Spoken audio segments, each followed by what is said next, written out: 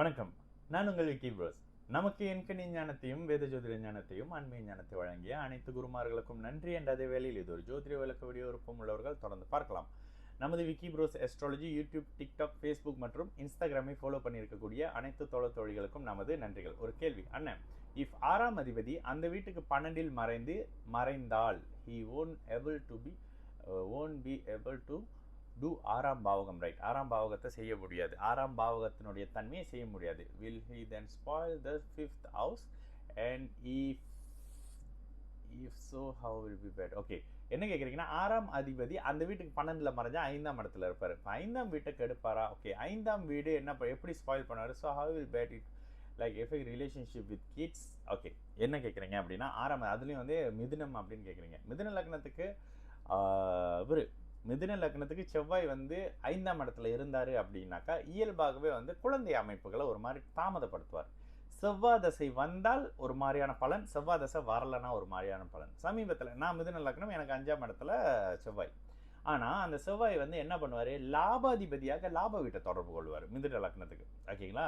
மிதுன லக்னமாகி குரு தசை செவ்வாய் புக்தி எனக்கு மிகப்பெரிய மாற்றங்களையும் ஒரு குழந்தை மாதிரி இருந்துட்டு வந்த ஒரு நபருடைய இறப்பையும் கொடுத்துச்சுங்க.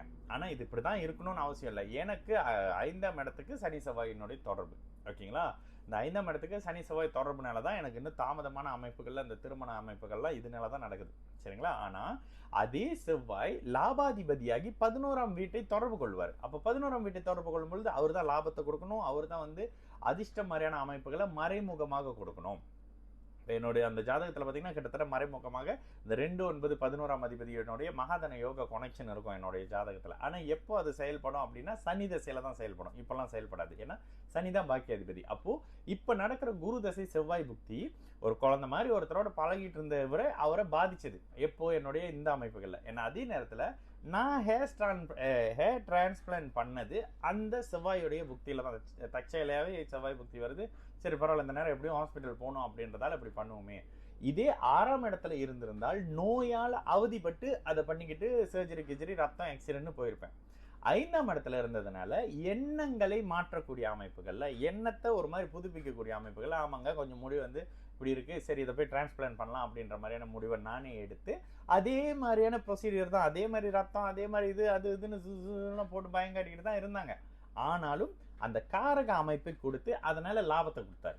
அந்த டிரான்ஸ்பிளான்ட் பண்ண அதனால என்ன நல்லா இருக்கிறல்ல, நல்ல அமைப்புல அந்த லுக் நல்லா இருக்குல்ல. ஸோ இந்த மாதிரியான இது பண்ணுங்க, அதனால லாபம் இருக்குங்க. அதே 6ஆம் இடத்துல இருந்திருந்தா பண்ணுங்க, பண்ணதும் போச்சு, இதுவும் போச்சு, காசும் போச்சு, ஒன்றும் வரலங்க. இது 6ஆம் இடத்தினுடைய பலன். சரிங்களா?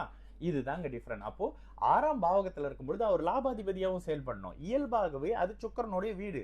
கூடுதலாகவே பௌர்ணமி சந்திரனோ இல்லை சந்திரனோ குருவினுடைய சுக்கிரனுடைய தொடர்பு இந்த செவ்வாய் அட்டகாசமான யோக பலனை பண்ணுவார். விஷாலா, நீங்க அட்டகாசமான யோக பலனை பண்ணுவார். கண்டிப்பா 6ஆம் வீட்டு கெடுபலன் அமைப்புகளை செய்ய மாட்டார். அப்ப என்னங்க, செவ்வாய் தசை வந்துருச்சு, குழந்தையை சுப பிரிவாக பிரிவீங்க. சுபத்துவமாக இருக்கும்போது குழந்தையை சுப பிரிவாக பிரிவீங்க. கல்யாணம் பண்ணி போவாங்க, படிக்கிறதுக்கு வெளிநாடு போவாங்க, இல்லை படிக்கிறதுக்கு வெளிமாநிலம். ஐயோ இவ்வளோ நாள் இருந்தாங்க, செவ்வாய் புக்தி வருது, செவ்வாய் தசை வருதுன்னே அப்படியே பிள்ளை மற்ற ஸ்டேட்டுக்கு தள்ளி போகிறாங்க. இந்த அமைப்புகளில் சுப பிரிவுகள் சுப அமைப்புகளில் இருக்கும். கடுமையான அமைப்பில் நான் 5ஆம் இடத்துல செவ்வாயும் இருக்கிறாரு, ராகுவும் இருக்கிறாரு, சனியும் 11லேருந்து நீச்ச சனி பார்க்குறாரு, குருவும் நீச்சமாயிடுறாரு. இத்தனையும் பாருங்க. ஏன்? காரகம், ஆதிபத்தியம், அந்த காரக கிரகம், இதெல்லாம் நீங்கள் பார்க்கணும். ஓகேங்களா? இதில் பாவகம், பாவகாதிபதி, காரகம், இந்த 3ஐயும் பார்க்கணும். 5ஆம் இடம் சரி சனி செவ்வாய் தாக்குதலில் வந்துருச்சு. சுக்கிரனும் குருவும் எப்படி இருக்காங்க? குருவும் இல்லைங்க, குருவும் நீச்சமாயிடுறாரு, சனியோட சேர்ந்துடுறாரு. சுக்கிரனும் சுத்தமாக இதாயிட்டாரு. அப்போ இந்த இடத்துல அவங்களுக்கு குழந்தை அமைப்புகளே இல்லைன்னு நீங்களே முடிவு பண்ணி சொல்லிடலாம். அவங்க குழந்தை இல்லைங்க அப்படின்றீங்க. இல்லைங்க, குரு ஒரு அளவுக்கு 5ஆம் இடத்தை பார்க்குறாரு, இல்லை 11ஆம் இடத்துல இருக்கிறாரு, இல்லை 9ஆம் இடத்துல இருக்காரு, 5ஆம் இடத்தை பார்க்குறாரு. முதல்ல பெண் குழந்தை அமைப்பு, கொஞ்சம் தாமதமாக பெண் குழந்தை, அதிகமான பெண் குழந்தை அமைப்பு, பெண்கள் குழந்தைகளால் உங்களுக்கு நல்ல தன்மை, ஆனால் கல்யாணம் பண்ணி கொடுத்து அனுப்பிடுவீங்க. இந்த கான்செப்டில் வரும். சரிங்களா? நான் உங்கள் விக்கி ப்ரோஸ். நல்லது நடக்கும், எல்லோரும் நல்லா இருப்போம். வணக்கம்.